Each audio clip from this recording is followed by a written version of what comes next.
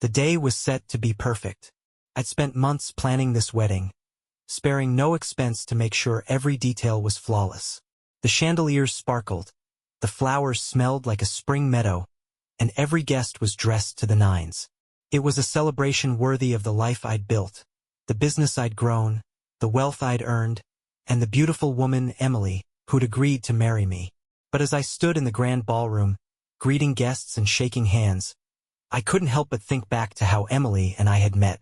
It had been a chance encounter at a charity gala. She'd been there with her colleagues, and I'd attended to network for a new project. In a sea of people, she stood out, confident, poised, and completely unbothered by the chaos around her. I'd watched her for a while, too nervous to approach, until a mutual friend introduced us. We clicked immediately. Emily had this way of making everyone around her feel at ease, and before I knew it, we were laughing and talking like we'd known each other forever. The night ended with her giving me her number, and from that moment on, she became a constant in my life. We balanced each other perfectly. Where I was driven and focused, she was kind and intuitive. She grounded me in a way no one else ever had. As our relationship deepened, marriage became the obvious next step. I'd proposed on a quiet evening at home, just the two of us. Emily wasn't one for grand gestures, so I'd kept it simple. A home-cooked dinner, a bottle of her favorite wine, and a heartfelt speech about how much she'd changed my life. She'd said yes before I'd even finished speaking, and the look in her eyes that night was something I'd never forget. Now, months later, everything was finally falling into place. The ballroom was filled with our closest friends and family, all gathered to celebrate this new chapter of our lives. Emily had taken charge of most of the planning, insisting on picking out every detail herself. She'd poured her heart into it, and it showed. From the handwritten place cards to the carefully curated playlist, everything reflected her personality. I'd been so busy with work leading up to the wedding that I hadn't fully appreciated just how much effort she'd put into making this day special. As I stood there, watching her laugh and mingle with our guests, I felt a surge of gratitude. I'd never thought I'd find someone like her. Someone who made all the sacrifices and long hours worth it. "You ready for this?" my best man, Jason, asked, clapping a hand on my shoulder. I smiled, though my nerves were starting to creep in. "More than ready," I said. "You've got a good one," Jason said, nodding toward Emily. "Don't mess it up." "That's the plan," I joked, but there was truth in his words. I couldn't imagine messing this up. Not with Emily. The ceremony was set to begin in an hour, and everything was moving like clockwork. The staff buzzed around, making final adjustments to the decor and ensuring everything was perfect. Guests began to take their seats, their conversations a low hum of excitement. I took a deep breath, feeling the weight of the moment. This wasn't just another milestone or accomplishment. This was the start of a partnership, a promise to build a future together. For the first time in years, I felt like I was exactly where I was supposed to be. As the minutes ticked by, I found myself reflecting on the road that had brought me here. My past relationships had been a mix of highs and lows, but none had ever felt like this. Emily was different. She didn't just fit into my life. She enhanced it. She made me want to be better, not just for myself, but for her, too. "It's time," Jason said, snapping me out of my thoughts. I nodded, straightening my tie and taking one last look around the room. Everything was perfect, just as it should be. I walked toward the front of the room, where the ceremony would take place, my heart pounding with anticipation. This was it, the beginning of the rest of my life, and I couldn't wait to see where it would take us. The weeks leading up to the wedding were a whirlwind of planning and last-minute decisions. Emily was in her element, carefully curating every aspect of the event. She wanted everything to be perfect, and I couldn't blame her. This day meant as much to her as it did to me, maybe even more. Our evenings were spent poring over seating charts, sampling menu options, and debating the merits of a live band versus a DJ. Emily's enthusiasm was infectious, and even though the process was exhausting, it brought us closer. I'd never seen her so alive, so full of energy and purpose. She'd always had a knack for details, And now she was using that skill to craft a day that would be unforgettable. One night, as we sat at the dining table surrounded by color swatches and floral arrangements, she looked up at me with a mischievous grin. "You know," she said, "you haven't actually told me what you're planning for the vows." I smirked, leaning back in my chair. "That's because it's a surprise." "A surprise?" she repeated, raising an eyebrow. "Should I be worried?" "Not at all," I said confidently. "You'll love it." In truth, I hadn't finished writing them yet. Every time I sat down to put my feelings into words, I found myself overwhelmed. How could I possibly capture everything Emily meant to me in just a few lines? She was the anchor in my chaotic life, the one person who saw me for who I truly was and loved me anyway. She deserved vows that were just as extraordinary as she was. Emily didn't press me further, though I could tell she was curious. Instead, she shifted her focus back to the task at hand, holding up 2 different shades of ribbon. "Which one do you like better for the bouquets?" "They're both ribbons," I said, earning a playful swat on the arm.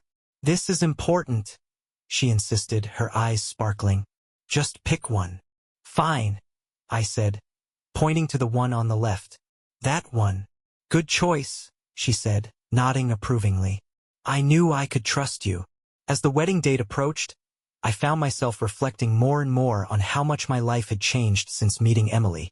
She turned my world upside down in the best way possible, showing me what it meant to truly share your life with someone. I'd always been so focused on my career, my goals, my ambitions. But with Emily, I'd learned that success wasn't just about achievements. It was about the people you shared them with. One evening, about a week before the wedding, Emily surprised me with a gift. She handed me a small, neatly wrapped box and watched eagerly as I opened it. Inside was a sleek leather journal. "What's this for?" I asked, running my fingers over the smooth cover. "For your vows," she said softly. I thought it might help. I was touched by the gesture. Emily had a way of anticipating my needs before I even realized them myself. "Thank you," I said, pulling her into a hug. "This is perfect." That night, I stayed up late, writing and rewriting until the words finally felt right. I thought about our first meeting, our quiet evenings at home, the way she laughed when I said something ridiculous. I thought about the future we were building together, the life we'd promised to share. By the time I closed the journal, I felt a sense of peace. The vows weren't perfect, but they were honest, and I hoped they'd be enough to show Emily just how much she meant to me. The morning of the wedding arrived faster than I'd expected.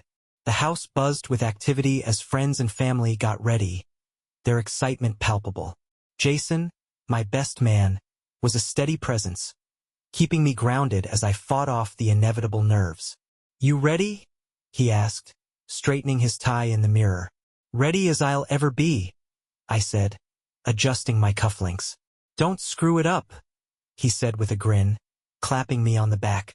As the time drew closer, I found myself standing at the front of the room, waiting for Emily to appear. The guests were seated, the music was playing, and the air was thick with anticipation. I took a deep breath, my heart pounding as the doors opened and Emily stepped inside. She looked radiant, her dress flowing around her like a dream. Our eyes met, and in that moment, everything else faded away. This was it, the moment we'd been planning for, the start of the rest of our lives. As she walked toward me, I felt a sense of calm settle over me. Whatever challenges lay ahead, I knew we'd face them together. This was more than a wedding. It was a promise, a commitment to build something beautiful and lasting. And as Emily reached the altar, her hand slipping into mine, I knew without a doubt that I'd made the right choice. The ceremony had gone off without a hitch. Emily and I exchanged our vows under a canopy of flowers, the room filled with friends, family, and an overwhelming sense of love. The applause that followed our first kiss as husband and wife still echoed in my mind as we made our way to the reception.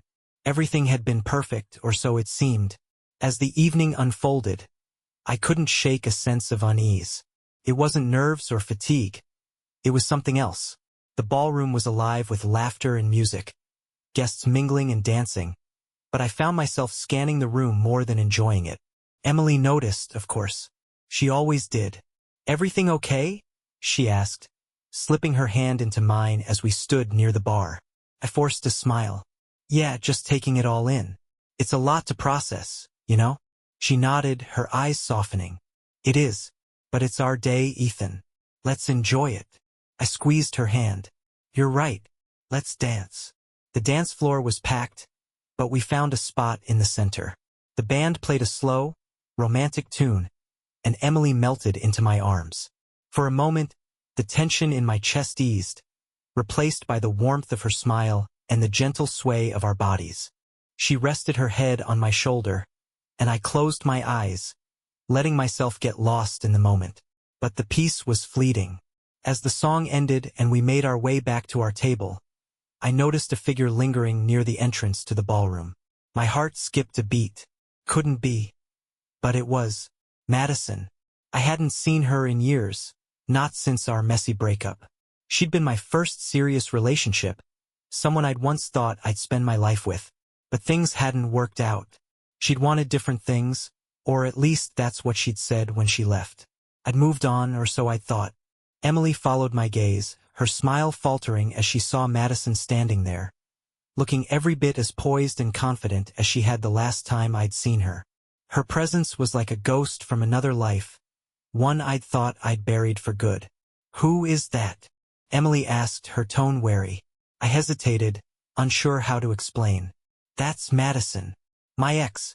Emily's eyes narrowed slightly. "What is she doing here?" "I have no idea," I said honestly. Madison caught my eye then, her expression unreadable. She gave a small nod, almost like an invitation, and started walking toward us. I felt Emily tense beside me, her hand tightening around mine. I wanted to reassure her, to tell her there was nothing to worry about. But the truth was, I didn't know what Madison's intentions were. "Ethan," Madison said as she reached us, her voice smooth and familiar. "Congratulations. You look happy." "Thank you," I said cautiously. "I wasn't expecting to see you here." She smiled, a hint of something unreadable in her eyes. "I'm sure you weren't. But I thought it was time." "Time for what?" Emily interjected, her tone sharp. Madison's gaze shifted to Emily, and for a moment, the two women sized each other up. "Time to introduce someone," Madison said, her voice steady. That's when I saw him. A boy, maybe 6 or 7 years old, standing a few feet behind Madison. He had messy dark hair, wide brown eyes, and a sharp jawline that felt disturbingly familiar. My breath caught in my throat. "This is Tyler," Madison said, gesturing to the boy. "Your son." The words hit me like a freight train. My mind raced, trying to make sense of what she'd just said. My son? That couldn't be right. I'd never known. She'd never told me. Emily's hand slipped out of mine, and when I turned to her, the hurt and anger in her eyes were unmistakable. "What the hell is going on?" she demanded. "Emily, I didn't know," I stammered, my voice barely above a whisper. She didn't wait for an explanation. "I can't believe this," she said, shaking her head. "On our wedding day?" Before I could say anything else, she turned and walked away, disappearing into the crowd of guests. I wanted to go after her, but I couldn't move. My legs felt like lead, my mind reeling as I turned back to Madison. "Why now?" I asked, my voice filled with equal parts anger and confusion. "Why today?" Madison didn't flinch. "Because it was time. He deserves to know who his father is." I looked at Tyler, who was staring up at me with wide, curious eyes. He had no idea what was happening. No idea how his presence had just blown my world apart. "Tyler," I said softly, kneeling down to his level. "Hey, buddy." He gave me a shy smile, clutching a small toy car in his hands. "Hi," he said quietly. I didn't know what to say, how to process any of this. All I knew was that my life, the life I'd carefully built with Emily, was unraveling right before my eyes. And there was no going back. The ballroom was a blur of noise and movement as Emily disappeared into the crowd. I stood frozen, unable to process what had just happened. Madison's words echoed in my mind. He deserves to know who his father is. My son. Tyler. I had a son, and I had no idea what to do with that information. Madison stood calmly beside Tyler, her expression unreadable. She looked at me, waiting, but for what? I wasn't sure. An apology? A reaction? Couldn't tell. You couldn't have picked another day for this? I asked finally, my voice low and tense. Madison's eyes narrowed slightly. Would there ever have been a good day, Ethan? Or would you have just kept avoiding it? Avoiding what? I didn't even know. My voice rose, drawing a few curious glances from nearby guests. I took a deep breath, forcing myself to calm down. Why now, Madison? Why not sooner? She glanced down at Tyler, who was clutching her hand tightly, his wide eyes darting between us. Because I've spent years wondering if I made the right choice, she said quietly. And I've finally realized that he deserves more. He deserves to know you. I looked at Tyler, my chest tightening. He looked so much like me. The same dark hair, the same curious brown eyes. But he was a stranger to me, and I was a stranger to him. How was I supposed to step into his life now? You should go, I said, my voice strained. This isn't the time or place for this. Madison hesitated, then nodded. We'll go. But this isn't over, Ethan. You're his father, whether you're ready to accept it or not. She took Tyler's hand and began to lead him toward the exit. He glanced back at me once, his expression uncertain, and then they were gone. The weight of the moment crashed down on me, and I sank into the nearest chair, my head in my hands. The ballroom felt suffocating. Guests were still chatting and laughing, oblivious to the chaos that had just unfolded. I knew I had to find Emily to explain, but what could I possibly say to make this right? Jason found me first, his face lined with concern. Hey, man, what the hell just happened? Emily looked upset, and now everyone's whispering about some woman with a kid. I looked up at him, my voice hollow. That woman was Madison. And the kid, he's my son. Jason's eyes widened. Your son? Are you serious? I nodded, the words tasting bitter. I didn't know. She never told me. Damn, Jason said, running a hand through his hair. What are you going to do? I don't know, I admitted. First, I need to find Emily. Jason nodded. She went outside. Looked like she needed some air. I got up, my legs shaky, and made my way to the terrace. Emily was there, leaning against the railing, her back to me. The soft glow of the lights illuminated her figure, but there was a tension in her posture that made my stomach twist. Emily, I said softly. She didn't turn around. Is it true? She asked, her voice cold. Is he your son? I stepped closer, my hands clenched at my sides. Yes, I said, but I didn't know. Madison never told me. Emily let out a bitter laugh, finally turning to face me. Her eyes were red, but her gaze was sharp. And that's supposed to make it better? That on the day we're supposed to start our life together, I find out you have a secret child. It wasn't a secret, I said desperately. I didn't know, Emily. I swear to you. But she knew, Emily shot back. And she chose today of all days to show up and drop this bomb. Do you have any idea how humiliating this is? I know, I said, my voice breaking. I'm sorry. I'm so sorry. But please, Emily, don't let this ruin everything. We can work through this. She shook her head, stepping away from me. I don't know if I can. I thought I knew everything about you, Ethan. I thought we were starting this marriage with no secrets. But now, her voice trailed off, and she looked away, tears streaming down her face. I wanted to reach for her, to hold her, but I didn't know if she'd let me. I need time, she said finally. Time to think, to figure out if I can do this. I nodded, my heart sinking. Take all the time you need. I'll wait for you, Emily, no matter what. She didn't respond. Instead, she turned and walked back into the ballroom, leaving me alone on the terrace. I leaned against the railing, staring out at the city lights, my mind racing. Madison had upended my life in the span of a single evening. Emily was hurt and furious, and I couldn't blame her. But there was one thing I knew for certain. I couldn't ignore Tyler. He was my son, and he deserved to know me just as much as I deserved to know him. I didn't know how to fix this, how to piece everything back together. But one thing was clear, this was just the beginning. The days following the wedding were the longest of my life. Emily's absence was a void I couldn't ignore. She'd packed a bag and left our home, saying she needed time to think. I understood, but it didn't make the silence any easier.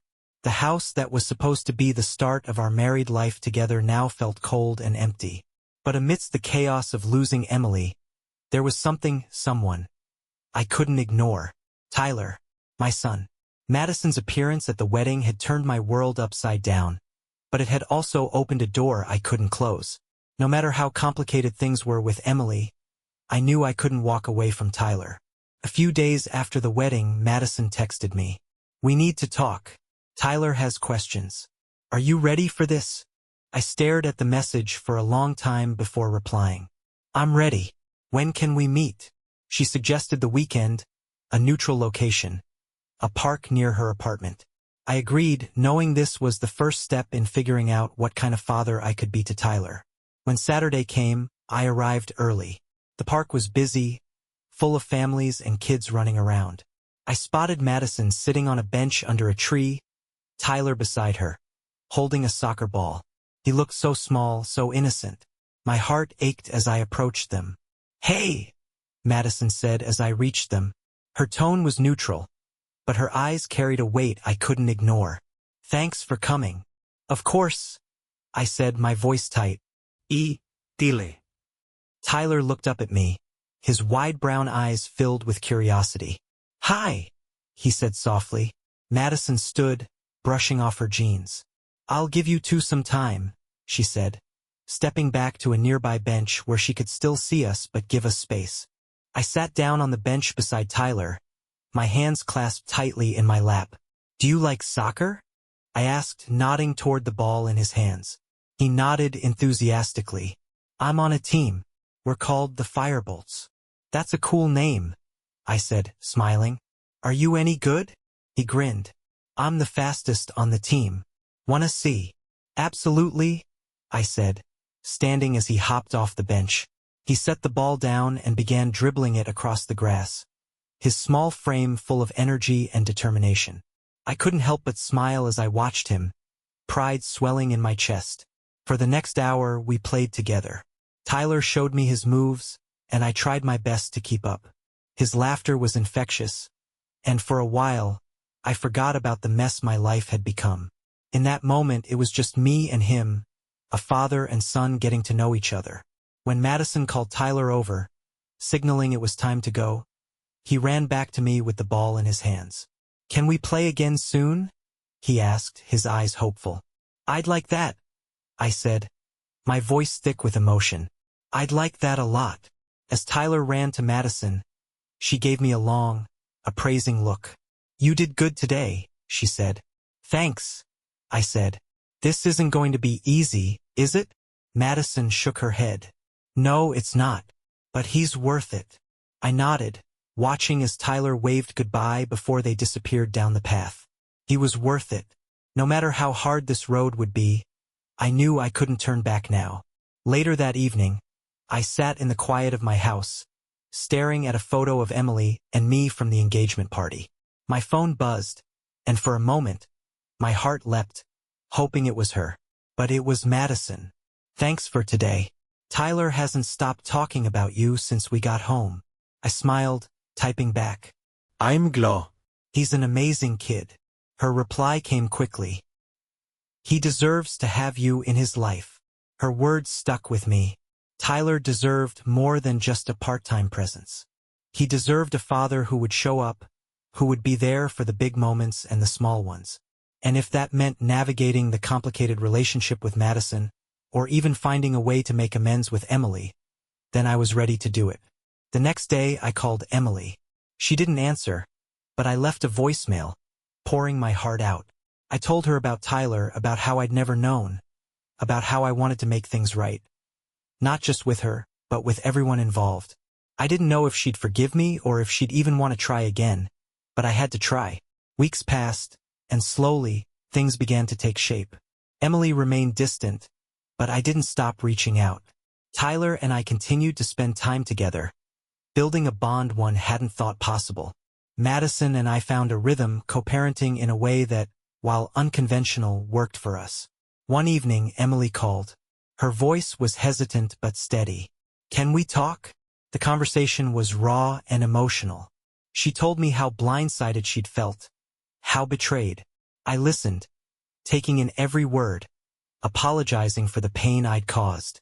I told her about Tyler, about how I wanted to be a father to him without letting it take away from the life Emily and I had planned together. "I don't know if I can do this," she admitted.